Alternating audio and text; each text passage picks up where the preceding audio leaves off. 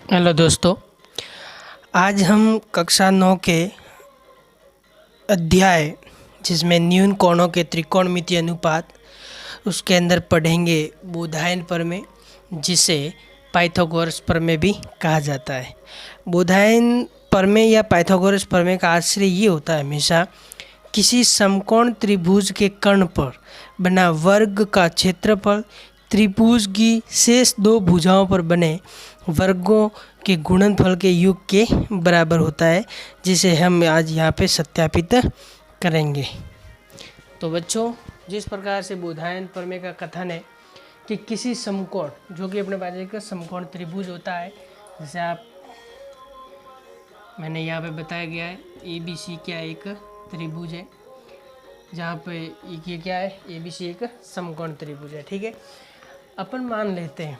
अब बोधायन प्रमेय का तात्पर्य क्या होता है कि ये जो कर्ण है, इन कर्ण जो होगा उसका क्या होगा, जो वर्गमूल है उसका जो योग है वो शेष दो भुजा यानी कि AB और BC के गुणनफल के योग के बराबर होगा। इसको अपने को सत्यापित करना है, तो किस प्रकार से करेंगे? जिस प्रकार से देखिए, इसके कहने का तात्पर्य जो है वो इस प्रकार से होता है कि हम इसे AC square is equal to BC square plus AB square लिख सकते हैं।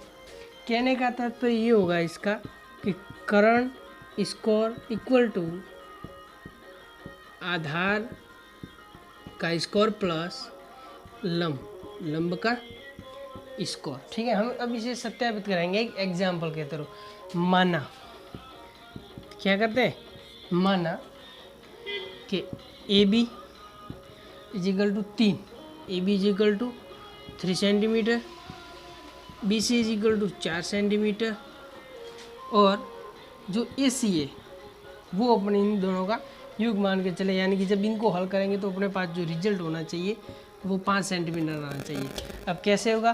पाइथागोरस प्रमेय के अनुसार देखिए, AC का स्क्वायर यानी AC कितना हो गया यहाँ पे, जैसे कि अपन देखते हैं AC का square is equal to BC का स्क्वायर प्लस AB स्क्वायर।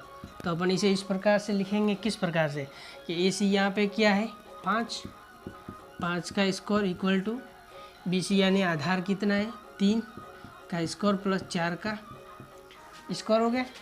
अब अपन इसे हल करेंगे, 5 का हो जाएगा 25 इक्वल टू 3 का हो जाएगा कितना होता है 9 प्लस 4 का कितना होता है 16 is equal to 25 equal to 16 और 9 कितना हो गए 25।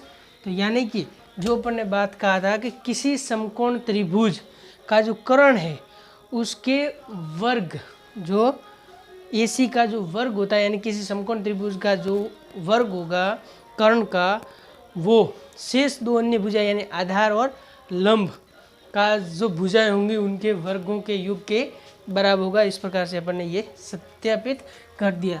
यदि यहाँ पर अपन लिख देंगे सिद्धम, अति सिद्धम, यानी कि जो अपन ने कथन कहा था वो क्या हो गया है सत्यापित। ऐसी ही जानकारी के लिए आप हमारे चैनल को सब्सक्राइब कीजिए, लाइक कीजिए और शेयर जरूर कीजिए। धन्यवाद।